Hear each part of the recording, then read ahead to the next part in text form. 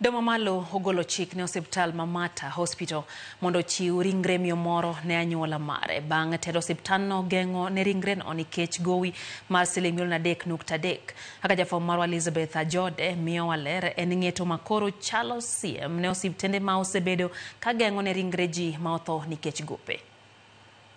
En ng'eto makoro kelo fuong'ruok ne familia mar mosenindo Caroline Thangu Tito ma osebedo gi dang'ni nyaka ne osiptal Mamata geng' ne ringre miyono nikech gowi.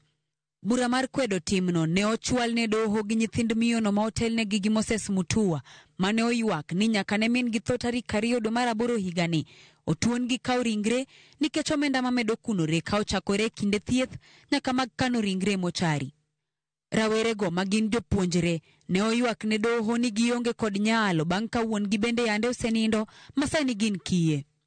Oboke mag doho lero ni mosenindo Caroline Thangu ne orwake osiptal Mamata tarik 22 dwe mar 5 higani kendo ne otimne thieth kuom dweche 2 kapok otho.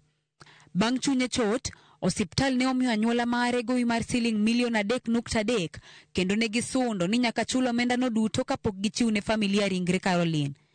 Nengo kano ringre mochari bende medo kwanore ka odiochieng' idwaro $2,000. E ng'eto mare Justice Sifuna oseyo tim ma osiptende mathoth nigo e pachoka mar tamo anyuola e ringre wedegi ma osenindo wira ni ibandho gi gope. Owacho ni gope mag thieth e osiptal kod mag kano ringre mochari inyalo bandhi ka okalo e okenge mag chik ma ok chun ni nyaka geng'ne mana ringre ng'ama otho. Doho kata kamano onyiso osiptandno ni ochiw ringre miyono ne anyuola mare kaponi gichulo pesa mar mochari kende.